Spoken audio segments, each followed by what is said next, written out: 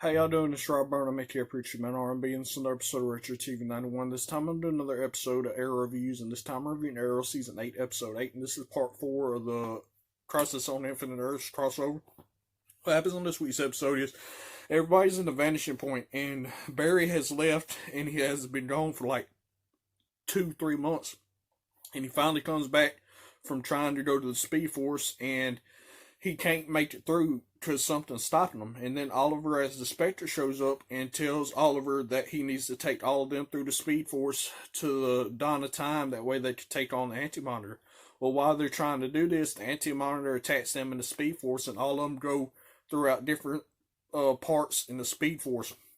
Batwoman goes to the point when Oliver and Ray Palmer are fussing at each other because Ray Palmer first finds out that Oliver's the Arrow, and Supergirl, Lex Luthor, and Adam Choi go to the point where Mar Novu is about to go into the dawn of time and create the Anti-Monitor universe by accident. Then Martian Manhunter goes to the point where Oliver and Supergirl are fussing because they don't trust each other when they first team up against the Dominators or whatever.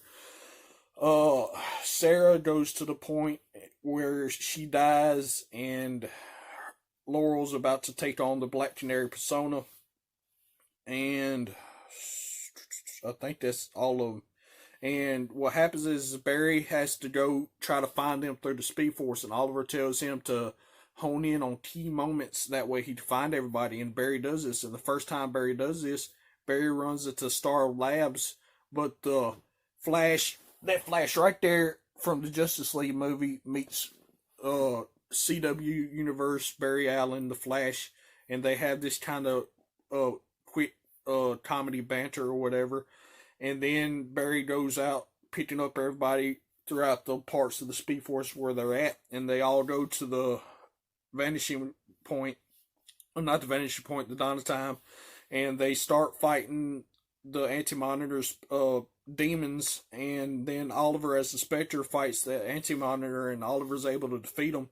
And while Oliver is doing this, the Paragons keen in on their Paragon that they are. That way they can help Oliver recreate the universe, and this is what happens. And Oliver winds up dying at the end of the episode, and that's all that really happened. My question for y'all is, now that Oliver has died as a Spectre, will he come back? As always, Preacher Man or be signing out, guys. GG's awesome. This has been an episode of Retro TV 91. See y'all next time.